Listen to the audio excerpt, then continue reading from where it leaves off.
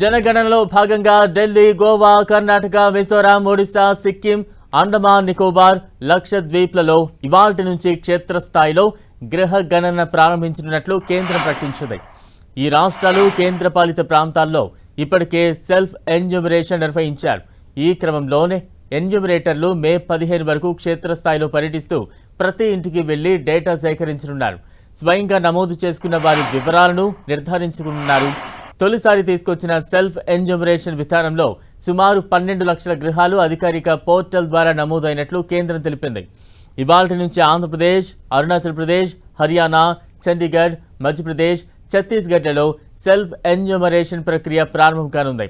ఈ నెల 30 వరకు ఈ 6 రాష్ట్రాల్లో పోర్టల్ అందుబాటులో ఉండనుంది. మే 1 నుంచి మే 30 వరకు హౌస్ లిస్టింగ్ నిర్వహించనున్నారు. బీహార్లో ఈ ప్రక్రియ ఏప్రిల్ 17 నుంచి ప్రారంభమై మే 1 వరకు కొనసాగుతుంది.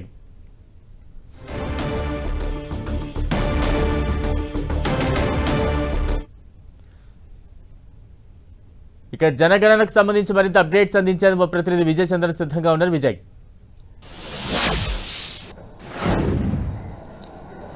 జనగణనకు సంబంధించి ఆంధ్రప్రదేశ్లో నేటి నుంచి కూడాను జనగణన ప్రక్రియ స్టార్ట్ అయిందని చెప్పొచ్చు. ఇందుకు సంబంధించి అన్ని ఏర్పాట్లను చేయడం జరిగింది. 3 అంచెలుగా అధికార యంత్రాంగం ట్రైనింగ్లు కూడా ఇవ్వడం జరిగింది. ఎమ్యూనిటర్ ఎవరైతే ఉన్నారో వారిని గ్రామ వార్డు సచివాలయాలకు సంబంధించి ఆ ఉద్యోగులు, అధికారులను ప్రధానంగా వాడుకోవడం జరుగుతుంది. వారు ఇళ్ల వద్దకు వెళ్ళి తమ ఐడెంటిటీ కార్డు కూడా వాళ్ళు చూపించాల్సి ఉంటుంది. ఎందుకంటే కొత్త వ్యక్తులు వచ్చి ఇంట్లోకి ప్రవేశించి వారికి సంబంధించిన వివరాలు సేకరించడం అయితేనేమి, లేకుంటే ఏదైనా సంఘ విద్రోహ కార్యక్రమాలకు పాల్పడడం అయితే ఏమీ జరగకుండా కూడాను దానికి సంబంధించి ఒక ఐడి కార్డు కూడా దాన్ని చూపిస్తారు.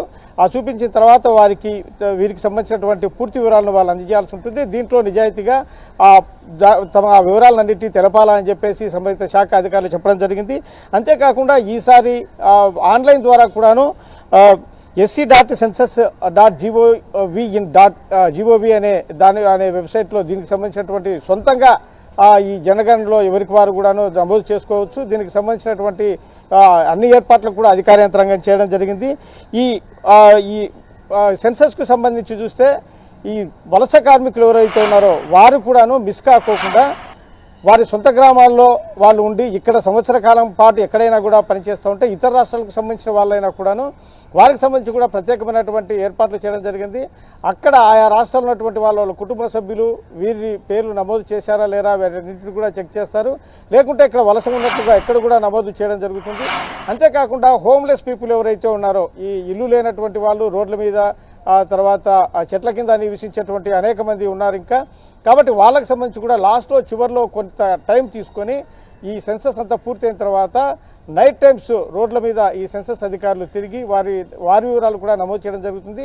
అంతేకాకుండా రోడ్లలో ఎక్కడంటే అక్కడ ఉండేటువంటి పిచ్చి వాళ్ళకి సంబంధించినటువంటి వివరాలను కూడా మానసిక వికలాంగులు ఎవరైతే ఉన్నారో వారికి సంబంధించినటువంటి వివరాలను కూడా సేకరించడం జరుగుతుంది. ఎవరే కానీ ఈ సెన్సస్లో ఎటువంటి మిస్టేక్ జరగకోకుండా అధికార యంత్రాంగం చర్యలు తీసుకుంటా ఉంది. అంతేకాకుండా ఈసారి సెన్సస్లో ప్రజల యొక్క పూర్తి వివరాలను, అంటే వాళ్ళ ఆహారపు అలవాట్లను కూడా వాళ్ళు ప్రధానంగా వారు ఏమి ఆహారంగా తీసుకుంటారనే దాని మీద కూడా ఈ సెన్సస్లో నమోదు చేయనున్నారు.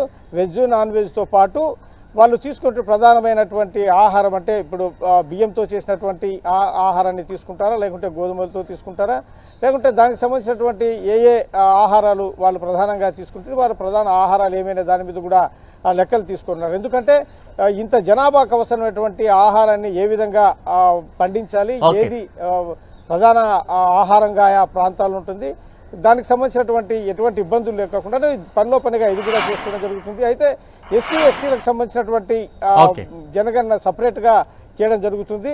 ఈ బీసీలకు సంబంధించింది ఇంకా దానికి సంబంధించిన ప్రక్రియ, దానికి సంబంధించి ఎటువంటి నిబంధనలు, ఆదేశాలు రావడం లేదని చెప్పేసి సంబంధిత అధికారులు తెలపడం జరిగింది.